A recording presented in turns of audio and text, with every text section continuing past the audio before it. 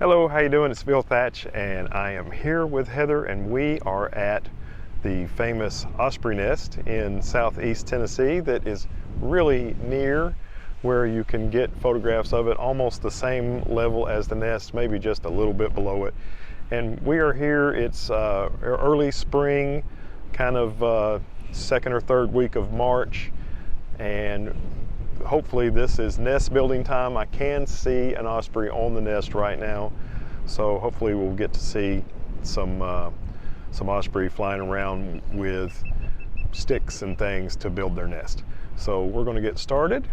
What are you shooting with, Heather? Do you have your regular Z50 and 200 to 500? That's what Heather has, and I've got the R6, the Canon R6. I have the 1.4 teleconverter, and I have my 100 to 500 lens on there now, and I also brought my 800, but I'll probably just stick with the 100 to 500.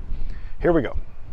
We've been here for about an hour and maybe 15 minutes, maybe an hour and a half, and right when we got here, the bird was on the nest, and before we could barely get our cameras out, it flew and ended up landing over on some trees over here to my left, and it stayed there the entire time, and it's still over there. It's got some branches in front of it, so while we could see it, we couldn't really get pictures of it. But another osprey flew by a couple of times, and Heather and I both got pictures of it. And then way in the distance, we saw 6 American White Pelicans flying, and that was pretty cool.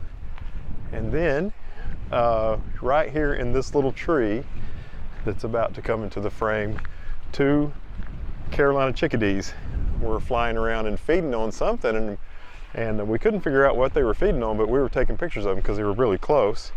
And it turns out that they were feeding on caterpillars that are in this tree. So that was pretty cool. Here comes a Canada Goose flying in.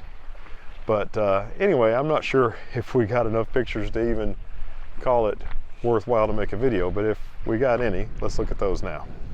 Here is the osprey. It had flown away from the nest right when we got there. It flew around just a little bit, and then it flew right towards the setting sun and right towards us, and it's looking over to its right to find a place to land in the trees. And it did land in those trees, and it stayed there the entire time we were there. This was the best shot I could get of the osprey in the trees.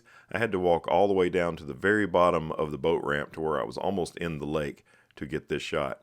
And then this osprey, a different one, flew by, and I made some photographs of it as it went by. Beautiful bird, still flying nearly directly into the setting sunlight, and Heather got a photograph of it as well using the Nikon Z50 and the 200 to 500 lens.